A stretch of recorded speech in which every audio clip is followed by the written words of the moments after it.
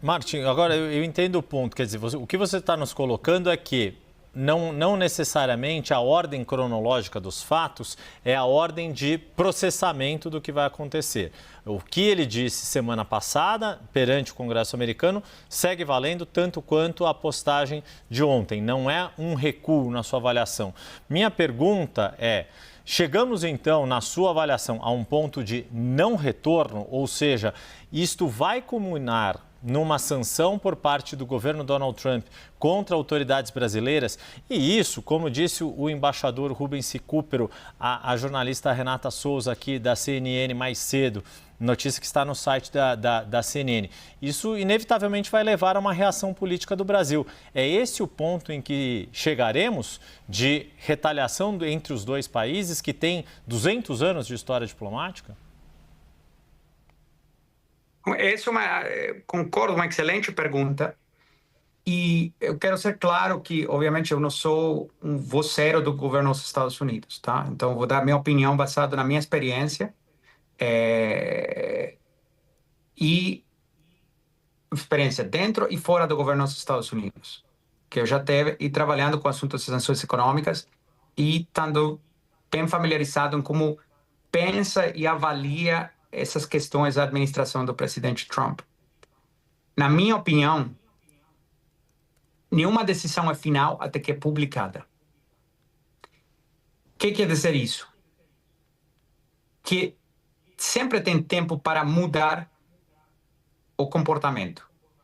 Tempo para evitar uma escalada ou um pioramento da situação.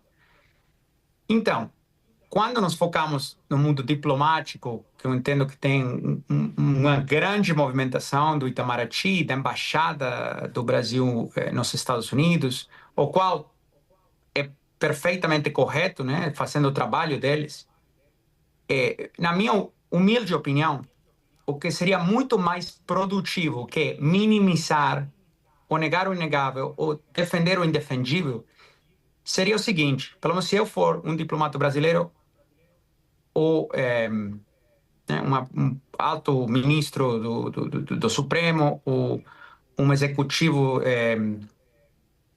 em umas principais empresas do país, o que eu estaria pensando? Estaria pensando, por que isso está acontecendo? Por que chegamos a esse ponto? Como podemos evitar que isso piore?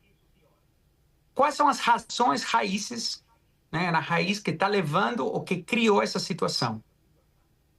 Tem outros ministros do Supremo Tribunal Federal que encaminharam ordens judiciais sigilosas para empresas americanas dentro do território americano para censurar a cidadãos americanos e bloquear monetização de contas dentro do território dos Estados Unidos? Ou esse é o único ministro que fez isso? Essa ação, no Itamaraty tem, obviamente, um diretório jurídico que sabe avaliar essas coisas. Cumpre com os tratados Brasil e Estados Unidos ou estaria em violação de seus tratados?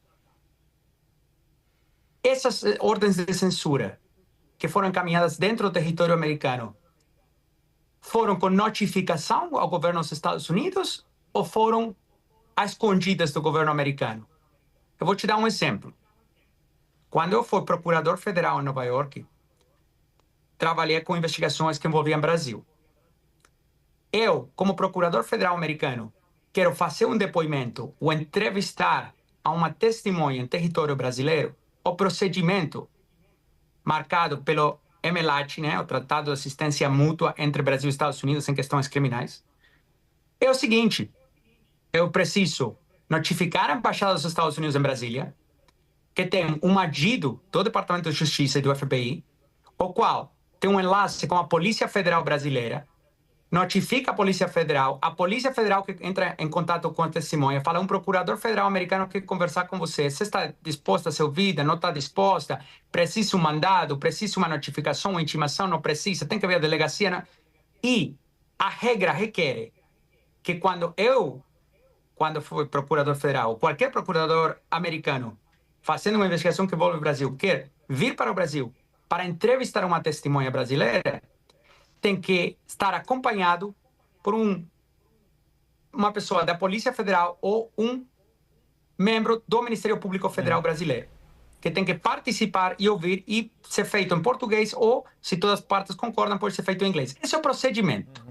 E tem centos de procuradores federais americanos, ao longo dos anos, que cumprem com essas regras. Os juízes têm um monte de outras regras que cumprem e seguem as regras. E no Brasil, é uma anomalia.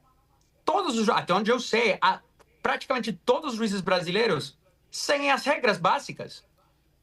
Respeitam a lei, respeitam os tratados internacionais, respeitam o Tratado de Assistência Mútua Brasil-Estados Unidos. Polícia Federal, delegados de Polícia Federal, tem um monte que respeitam toda a audiência que está olhando aqui.